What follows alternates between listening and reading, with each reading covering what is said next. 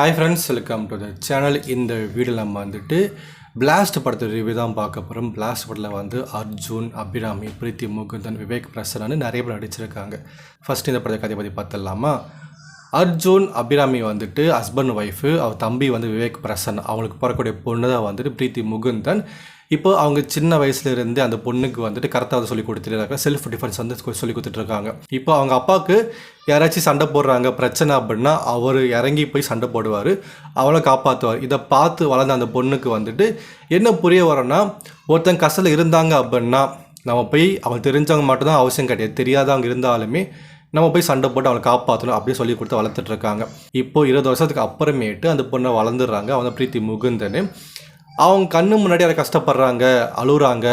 இப்போ எனக்கு பிரச்சனை இருக்குது அப்படின்னா அவங்க இறங்கி போய் சண்டை போட்டு அவளை காப்பாற்றுறது தான் அவங்களுடைய பழக்கமாக இருக்குது. இப்போது இது ஆப்போசிட் சைடு பார்த்தீங்கன்னா ஒரு பெரிய வில்லங்க.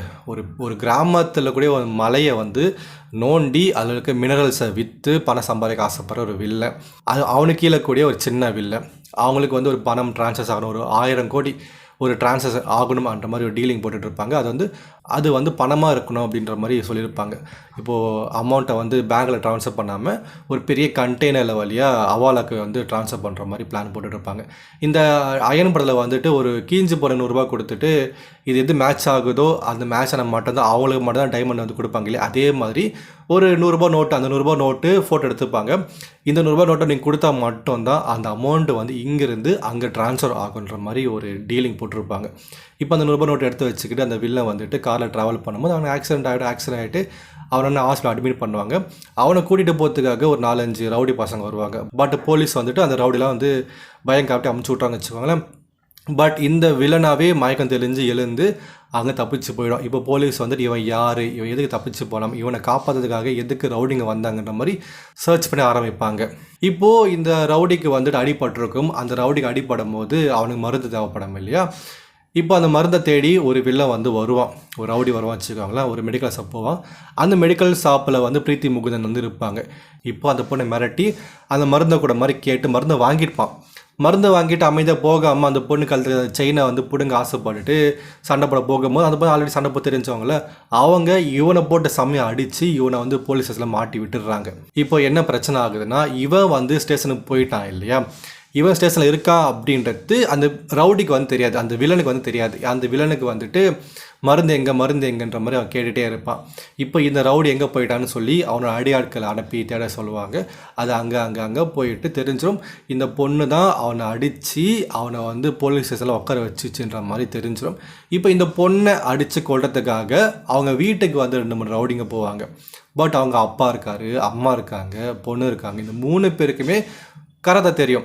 அப்போ அந்த வீட்டுக்கு வரக்கூடிய ரவுடியை பயங்கரமாக அடித்து காலி பண்ணிடுறாங்க. ஓகேங்களா, அவங்கள தேடி திரும்ப ரவுடிங்க வருவாங்க, அவங்கள தேடி 2 ரவுடிங்க வருவாங்க.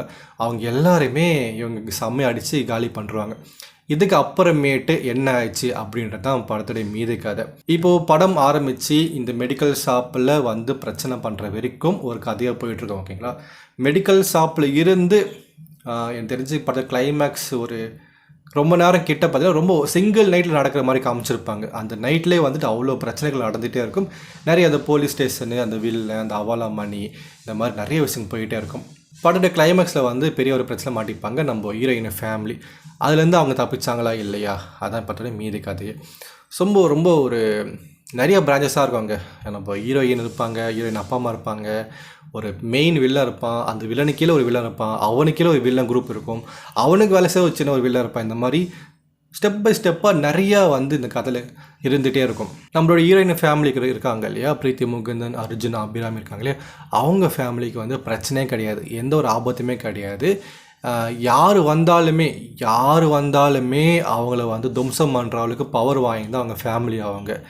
அப்போ அப்படி படம் பார்க்கும்போது ஐயோ இவங்க ஃபேமிலி இது ஆகிடுமோ அப்படின்னு பயமே இல்லை. யார் வந்தாலும் இவங்க போட்டு தும்சம் பண்ண போகிறாங்கன்னு தெரிஞ்சு போச்சு. அதுவே வந்து ஒரு மைனஸ் ஆகிடுச்சு. இப்போது ஹீரோயின் ஃபேமிலிக்கு ஒரு வீக்னஸ் இருந்தால் தான் படம் பார்க்க ஆடியன்ஸ் ஒரு டென்ஷன் இருக்கும். பட் நம்மளுக்கு அந்த டென்ஷனில் எதுவுமே கிடையாது. இவங்க தானே, இவங்களுக்கு எல்லாமே தெரியும், யார் வந்தாலும் இவங்க அடித்து போட்டு போக போகிறாங்கன்ற மாதிரி ஒரு எதை சொல்கிறது அப்படின்னு அசால்ட்தனமாக ஆயிடுச்சு. ஸோ படத்தில் சொல்ல வந்த கருத்து என்ன அப்படின்னா, உங்களுக்கு தெரியாதவங்க பிரச்சனை இருந்தாலுமே அவங்கள இறங்கி போய் காப்பாற்றுங்கன்னு சொல்ல வந்திருக்கார் நம்ம டைரக்டர். நான் கூட நினச்சேன் படத்தை கிளைமேக்ஸில் வந்துட்டு அந்த கிராமத்தை வந்து நோண்டி அதில் கூட அந்த மினரல்ஸ் வந்து விற்க போகிறான்னு பேசிகிட்டு இருப்பாங்க இல்லையா. அப்போ அந்த கிராமத்தில் இவங்களுக்கு தெரிஞ்சவங்களோ இல்லை அவங்க தங்கச்சி வந்து வாழ்ந்துட்டு இருப்பாங்க நான் நினச்சேன். பட் அப்படி எதுவுமே கிடையாது. சம்மந்தமே இல்லாதவங்களுக்காக சண்டை போகிறது தான் இவங்களுடைய குணமே. படத்தில் வந்து மெயின் வந்து ரவி பசூர் வந்து மியூசிக் போட்டிருக்காரு. கேஜிஎஃப் போன்ற படங்களுக்கு மியூசிக் போட்டு இந்த படத்துக்கு மியூசிக் போட்டிருக்காரு. சண்டை நடந்துகிட்டே இருக்கும், சண்டைக்கு பின்னாடி ஒரு ரேப் சாங் ஓடிட்டே இருக்கும், சம்மந்தமெல்லாம் ஓடிட்டே இருக்கும். மியூசிக் வந்து அந்தளவுக்கு எனக்கு ஒர்க் அவுட் ஆகலை. சினிமாட்டோகிராஃபி ஓகே தான். வேறு என்ன சொல்லலாம், ஃபைட் சீன்ஸ் வந்து நல்லா தான் இருந்தது. அந்த பொண்ணு தான் பயங்கரமாக சண்டை போடுறாங்க, பொண்ணு அபிராமி சண்டை போடுறாங்க. அர்ஜுன் கூட அந்தளவுக்கு சண்டை கிடையாது வச்சுக்கோங்களேன். கையில் சண்டை போடாமல் கத்தி எடுத்து சதக்கு. அது ஒரு விஷயம் சொல்ல வந்து என்னென்னா, ஒரு படத்தில் வந்துட்டு ஒருத்தங்களை கொலை பண்ணாலுமே அது தப்பு தான். ஆனால் ஒரு குடும்பமாக இருந்துக்கிட்டு இவங்க இஷ்டத்துக்கு கொலை பண்ணிகிட்டே இருக்காங்க. ஈஸியாக கொலை பண்ணுறாங்க. கொலை பண்ணிட்டு அது எப்படி மறைப்பாங்களா, மறைக்க மாட்டாங்களா, இல்லை மாட்டே மாட்டாங்களோ, 4-5 மாதம் ஆகிடும் ஆனால் மாட்டவே மாட்டாங்க. அது எப்படின்னே சுத்தமாக தெரியல. இத்தனைக்கும் அவங்க வீட்டிலே வந்து போட்டு புதைச்சிருவாங்க. ஸ்பாய்லர்ஸ்லாம் கிடையாது, நீங்கள் படம் பார்த்தா அந்தளவுக்கு ஸ்பாய்லர்ஸ் கிடையாதுங்க. ஓகே தான், எனக்கு தெரிஞ்சு ஒன் டைம் வாட்சபிள் தான். உங்களுக்கு ஃபைட்டு பிடிக்கும் நினச்சா மட்டுமே இந்த படத்தை பாருங்கள். மற்றபடி ஃபேமிலி சென்டிமெண்ட் எதுவுமே கிடையாது, லவ் கிடையாது, காமெடியுமே ரொம்ப பெருசாக கிடையாது. ஒன்லி ஃபைட்டு மட்டும்தான். இது ஏஜஸ் ப்ரொடெக்ஷன் என்பதனால இன்னும் அதிகமாக வந்து இந்த படத்தை ப்ரொமோஷன் பண்ணியிருக்காங்க. ரொம்ப நல்லா இருக்குன்ற மாதிரி ப்ரொமோஷன் பண்ணியிருக்காங்க. பட் எதிர்பார்த்த அளவுக்கு அதான் ப்ரொமோஷன் பண்ண அளவுக்கு இந்த படம் எனக்கு சாட்டிஸ்ஃபை ஆகலை. ஒரு ஃபைட்டுக்காக மட்டுமே படம் பார்க்க ஆசைப்பட்டீங்கன்னா இந்த படத்தை பாருங்கள். மெயின்லி அந்த லேடி சண்டை போகிறதுக்காக. முக்கியமாக சொல்ல அபிராமி அவங்க வந்து பார்த்தீங்கன்னா தக் லைஃப்பில் நடிச்சிருப்பாங்க, ரீசெண்டாக நடிச்சிருப்பாங்க. அந்த படத்துக்கும் இந்த படத்துக்கும் பயங்கர டிஃப்ரென்ஸ். அவங்களுடைய அந்த ஜாலைன்னு பார்த்தீங்கன்னா இவ்வளோ அப்படியே பூனை மாதிரி இந்த அளவுக்கு இருக்குது. ரொம்ப உடம்பை குறைச்சிருக்காங்க மாதிரி தெரியுது. பட்டு அவங்கள விட அந்த பொண்ணுக்கு மட்டும்தான் பயங்கரமான ஃபைட் சீன்ஸ் கொடுத்துருக்காங்க. விவேக் பிரசன்னாவுக்கு வந்து அதாவது அர்ஜுனோட தம்பி அவர் நடிச்சிருப்பார். அவருக்கு வந்து ஒரு மாஸ் சீன் ஒன்று கொடுத்துருந்தாங்க. அது பயங்கரமாக ஒரு கூட்டம் ஆகியிருந்தது. எனக்கு தெரிஞ்சு ஒன் டைம் வாட்சபிளுங்க. அவங்க ப்ரமோஷன் பண்ண அளவுக்கு கொடுத்த ஐப் அளவுக்கு அந்த அளவுக்குலாம் இல்லை. ரைட்டிங்காக இன்னும் நல்லா இருந்திருக்கலாம். நீங்கள் படம் பார்த்துருந்தீங்க அப்படின்னா எப்படி சொல்லி கமெண்ட் பண்ணுங்கள். படம் பார்க்கல அப்படின்னா ஆல்ரெடி சொன்ன மாதிரி ஃபைட்ஸ் உங்களுக்கு பிடிக்கும் அப்படின்னா அந்த படத்தை ஒரு வாட்டி பார்க்கலாம். ஓகே ஃப்ரெண்ட்ஸ், இன்னொரு வீடியோ பார்க்கலாம். சேனலை சப்ஸ்கிரைப் பண்ணிக்கோங்க. தேங்க்ஸ் ஃபார் வாட்சிங்.